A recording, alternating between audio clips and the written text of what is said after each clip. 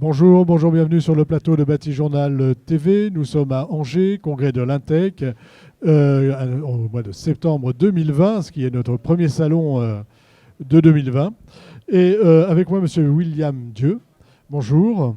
Bonjour. Vous êtes responsable prescription et responsable prescription de la société Rhénolite Ondex. C'est ça.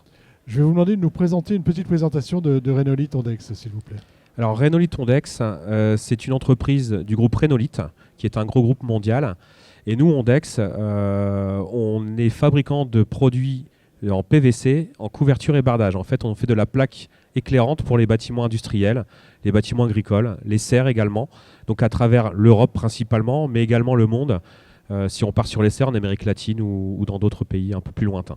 Voilà, donc les produits que vous présentez aujourd'hui au congrès de l'Intech et sur le salon de l'Intech, ce sont des produits dédiés plutôt aux bâtiments industriels et agricoles. C'est ça. Donc aujourd'hui, au niveau de l'Intech, on est venu principalement avec nos confrères de Rhénolite Alcor, ils m'ont convié pour présenter Rhénolite Compact. Donc Rhénolite Compact, c'est une nouvelle gamme de produits pour nous, qui est un produit de façade en épaisseur de 8 mm, donc dédié en façade plane décorative, donc qui existe déjà chez d'autres fabricants. Et aujourd'hui, nous, on présente sous forme de matière PVC, qui est un produit écologique, tout simplement, et qui est dans l'air du temps et dans la RE 2020. Je vais vous embêter, écologie PVC, comment on fait ? Alors, écologie, pourquoi ? Puisque le PVC est une matière synthétique plastique recyclable. C'est-à-dire qu'on peut le recycler jusqu'à 9 fois sans perdre les caractéristiques mécaniques. Donc nous, on recycle nos propres déchets en production. On a 0 déchet à travers le groupe. Donc chez Ondex, on a 0 déchet, mais c'est aussi une évidence à travers le groupe. Et aujourd'hui, l'idée, c'est aussi de récupérer les déchets en fin de chantier pour les réinjecter sur des nouvelles productions. Donc arriver vraiment à 0 déchet dans le cycle de vie du produit. Un cercle vertueux, d'économie circulaire. Exactement. On n'était pas là tout à fait pour parler de ça, mais dernière question sur ce sujet-là, sur la filière. Elle est en place, la filière de récupération, ou elle se met en place ? Elle se met en place. D'accord. Parce que là, on est vraiment en démarrage du nouveau projet.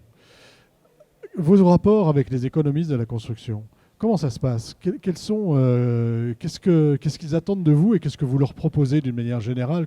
Comment sont les relations d'un industriel comme vous, d'un fabricant de produits et des économistes de la construction ? Alors les économistes, ils font appel à nous très souvent aussi par rapport à des projets déjà qui sont prescrits en amont.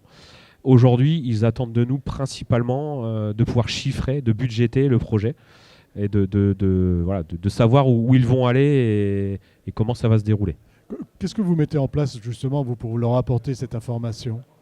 Alors une approche technique forcément, mais aussi une approche de fourchette de tarifs.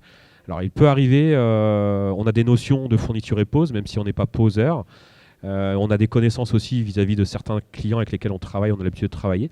Mais on peut également être aussi amené à les mettre en relation avec certains clients pour pouvoir vraiment avoir une approche concrète du projet.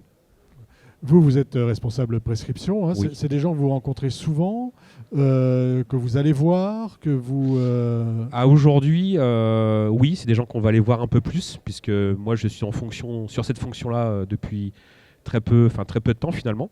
Je suis plutôt en prescription architecte. Donc les économistes font appel à nous, puisque quand notre produit est déjà prescrit. Mais c'est vrai qu'aujourd'hui, sur ce nouveau projet-là, sur cette nouvelle gamme de produits-là, on va être amené à aller les voir, je vais être amené à aller les voir, sans avoir forcément de projet. Voilà, c'est quelque chose, c'est une relation, on crée un réseau. C'est ça. Voilà, le but, c'est de créer le réseau qu'on n'a pas encore réellement aujourd'hui. Voilà, donc d'où votre présence ici. D'où notre présence ici, aujourd'hui. Tout à fait. On a fait un bon petit tour d'horizon. Est-ce qu'il y a quelque chose qu'on n'a pas dit qui vous semblerait important de dire par rapport à cette relation fabricant-économiste de la construction ? C'est des relations importantes, je pense, et pour tout le monde. Sur les premiers échanges, moi, avec des gens que je commence à côtoyer, ils ont besoin des industriels. Et nous, forcément, on a aussi besoin d'eux. Mais ils ont une grosse demande en approche technique voilà, c'est dont ça, ils ont besoin. on entend économiste de la construction, mais de ce que je comprends des interviews que je fais aujourd'hui, c'est aussi beaucoup de technique. Hein. C'est ça. Ben écoutez, merci d'être venu nous parler de vos relations avec les économistes sur le plateau de Batijournal TV. C'est donc une petite émission à retrouver sur notre site internet Batijournal TV et sur le site de notre partenaire, l'Intech. Merci à vous. Merci à vous.